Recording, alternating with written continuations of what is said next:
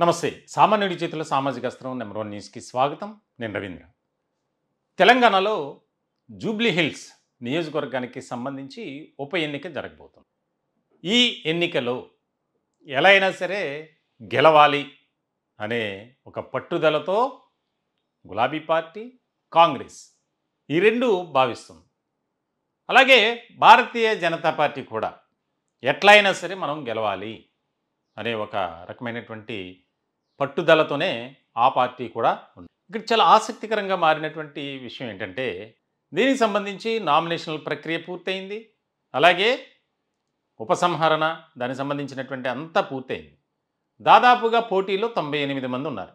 Record స్థాయిలో తెలంగాణ చరిత్రలో Jubilee hills నియోజకవర్గానికి సంబంధించి 320కి పైగా నామినేషన్ దాఖలైనాయి.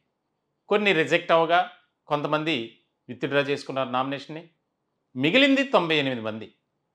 ఈ 98 మందిలో దాదాపుగా స్వతంత్ర అభ్యర్థులే, ఆయా రకాల పార్టీల పేరుతో మరికొంతమంది. ఇక్కడ చాలా కీలకమైన ముఖ్యమైనటువంటి అంశం ఏంటంటే, గులాబీ పార్టీ ఏదైతే ఉందో ఎలా అయినా సరే మనం ఇక్కడ గెలిచి తీరాలి, మన సిట్టింగ్ మందే అన్న ధీమతో ఉన్నారు. ఎందుకనంటే వరుసగా బీఆర్ఎస్ అభ్యర్థి మాగంటి గోపీనాథ్ అక్కడ విజయం సాధిస్తూ వచ్చారు. ఆయన అకాల మరణంతోనే అక్కడ ఎన్నిక అనివార్యమైంది.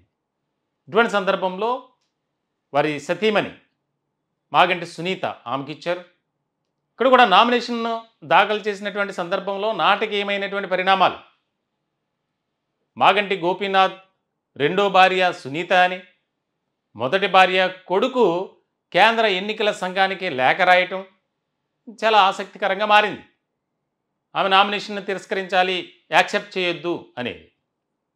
అయితే అది మాకు సంబంధించినటువంటి అంశం కాదు.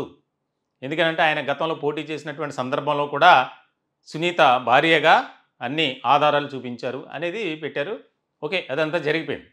అయితే ఇక్కడ భారతీయ జనతా పార్టీ నుంచి దీపక్ రెడ్డి, కాంగ్రెస్ పార్టీ నుంచి నవీన్ యాదవ్, ఇక గులాబీ పార్టీ నుంచి మహిళ.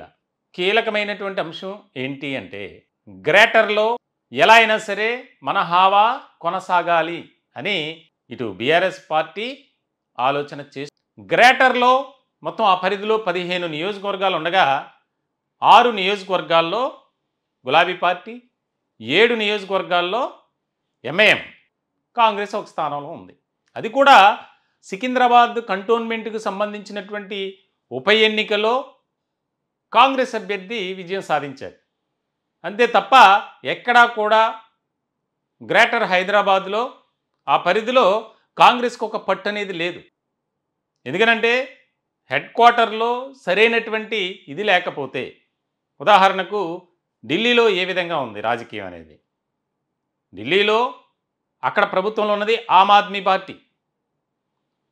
దానికి సంబంధించి భారతీయ జనతా పార్టీకి ఏ రకమైనటువంటి ఇది లేదు గతంలో.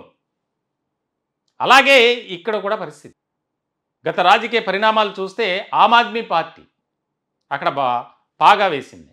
సో ఇలాంటి సందర్భంలో ఇక్కడ ఒక ముఖ్యమైనటువంటి అంశంగా మనం చూడాల్సినటువంటిది ఏంటి అంటే, జూబ్లీ హిల్స్ నియోజకవర్గాన్ని కనుక మనం సొంతం చేసుకుంటే రాబోయే రోజుల్లో, అంటే గ్రేటర్ పరిధిలో ఎన్నికలు జరుగుతున్నాయి జేహెచ్ఎంసీకి, అలాగే స్థానిక సంస్థల ఎన్నికలకు సంబంధించి కూడా కాంగ్రెస్ పార్టీ ఆ విధంగా ఆలోచన చేస్తుంటే, గులాబీ పార్టీ దానికి సంబంధించి భిన్నంగా, ఎందుకనంటే సిట్టింగ్ మనదే, ఇక్కడే మనం హావా మళ్ళీ కొనసాగించాలి, మాగంటి గోపీనాథ్ కుటుంబానికి సంబంధించి సానుభూతిగా ఆమెకే ఓట్లు వేస్తారు, అంటే మన పార్టీ అభ్యర్థే విజయం సాధిస్తారు.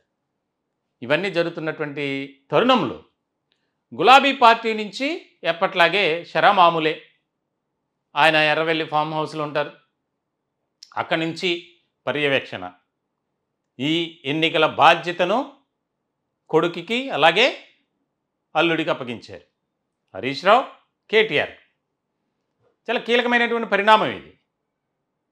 ఈ మధ్య తన కుమార్తె కవిత పార్టీలోంచి బయటికి రావటం, దానికి సంబంధించి రకరకాల పరిణామాలు జరిగాయి. త్వరలోనే ఆమె పాదయాత్ర చేయబోతుంది. ఆ పాదయాత్ర ఎఫెక్ట్ ప్రభావం అనేది జూబ్లీ హిల్స్ ఉప ఎన్నికపై చాలా పడుతుందనే చెప్పాలి.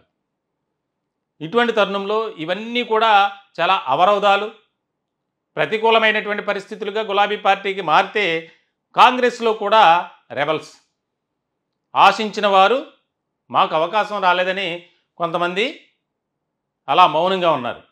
ఏదేమైనప్పటికీ దాదాపుగా 10 మంది మంత్రులకు పైగా ఆ బాధ్యతను స్వీకరించారు. 2-3 డివిజన్లు కలిపి ఒక మంత్రి. జూబ్లీహిల్స్ నియోజకవర్గానికి సంబంధించి ఏ రకమైనటువంటి ఏర్పాట్లు చేస్తున్నారో చూడండి. ఇక పంపకాలు కూడా అదే విధంగా ఉండబోతున్నాయి అనేది రాజకీయ వర్గాల్లో జరుగుతున్నటువంటి చర్చ. చాలా ప్రతిష్టాత్మకంగా తీసుకున్నారు. ఎందుకంటే నవీన్ యాదవ్ తన తండ్రి చిన్న శ్రీశైలం యాదవ్, ఆయనకున్నటువంటి మంచి పేరు, సేవా కార్యక్రమాలకు సంబంధించి ఆ కుటుంబానికి ఉన్నటువంటి అన్నీ కూడా పాజిటివ్గా కలిసి వచ్చేటువంటి అంశాలుగా చూస్తే నెగిటివ్స్ కూడా చాలా ఉన్నాయి. అంటే సివిల్ వివాదాల్లోనూ సెటిల్మెంట్లో కూడా ఆ కుటుంబం ఇన్వాల్వ్ అయి ఉంది గతంలో జరిగినటువంటి పరిణామాల నేపథ్యంలో అని. మొత్తానికైతే ఇప్పుడున్నటువంటి సినారియో ప్రకారం చూస్తే ఖచ్చితంగా జూబ్లీహిల్స్ నియోజకవర్గంలో కాంగ్రెస్ అభ్యర్థి గెలవబోతున్నారు. ఇక్కడ ఇంకొక ముఖ్యమైనటువంటి విషయం ఏంటంటే ఖచ్చితంగా గెలుస్తారు. ఈ మాట నేను మళ్ళీ చెప్తా, ఎన్నికల ఫలితాల తర్వాత కూడా నేను వీడియో చేస్తా దీనికి సంబంధించి. ఖచ్చితంగా గెలుస్తారు. ఎందుకు అనంటే అక్కడ ఉన్నటువంటి పరిస్థితులు అలా ఉన్నాయి. ముందుగానే కాంగ్రెస్ ఒక బంపర్ ఆఫర్ ఇచ్చి ఇంకా అభ్యర్థిని ప్రకటించక ముందే జూబ్లీహిల్స్లో ఎవరైతే కాంగ్రెస్ పార్టీ తరపున గెలుస్తారో వారికి మంత్రివర్గంలో స్థానం ఇవ్వబోతున్నాం అని. దీనికోసమైనా ఖచ్చితంగా చాలా బలంగా పనిచేస్తుంది నవీన్ యాదవ్, అంటే శ్రీశైలం యాదవ్ కుటుంబం, వారి అనుచరులంతా కూడా. అక్కడ స్థానికుడు, అలాగే యాదవ సామాజిక వర్గానికి సంబంధించినటువంటి వారు ఎక్కువగా ఉండేటువంటి ప్రాంతం, అలాగే తెలుగు సినీ పరిశ్రమలో ఉండేటువంటి ఎక్కువ మంది సెటిలర్ కావచ్చు, ఎవరైనా కావచ్చు అక్కడ ఉన్నటువంటి పరిస్థితులు. ఇలాంటి క్రమంలో చిన్న శ్రీశైలం యాదవ్ కుటుంబం కూడా సినిమాలతో కాస్త పరిచయం ఉంది. ఆ కుటుంబంలో ఉన్నటువంటి వారు చిన్న చిన్న సినిమాలు తీసినటువంటి అనుభవం ఉంది. ఇవన్నీ కూడా కలిసి వచ్చేటువంటి అంశాలు. కాబట్టి 3 పార్టీల అభ్యర్థులు, 3 పార్టీల అగ్రనేతలు దీనిపై ఫోకస్ పెట్టారు. ఎలా అయినా సరే మా పార్టీ అభ్యర్థి గెలుస్తున్నాడు. ఆల్రెడీ బీజేపీ అధ్యక్షుడు రామచంద్రరావు ఆయన ప్రకటించేశారు, మేమే గెలుస్తున్నామని.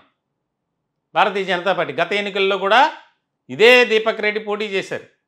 కాకపోతే 3rd ప్లేస్లో ఉండాల్సి వచ్చింది.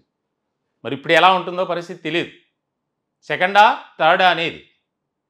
సో ఇటువంటి క్రమంలో ఖచ్చితంగా జూబ్లీహిల్స్ నియోజకవర్గంలో కాంగ్రెస్ అభ్యర్థి నవీన్ యాదవ్ గెలవబోతున్నారు. ఇది మాత్రం 100% వాస్తవం.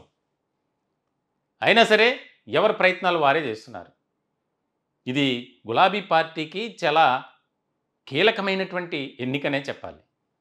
ఇప్పటికే ప్రజల్లో ఒక రకమైనటువంటి చీదరింపు, పార్టీ పట్ల అసహ్యం, కేడర్లో ఒక రకమైనటువంటి నిర్లిప్తత, నిరాశ, నిస్పృహ, అసంతృప్తి, వ్యతిరేకత ఇటు సొంత పార్టీ నేతల్లో అలాగే ప్రజల్లో కూడా ఉంది.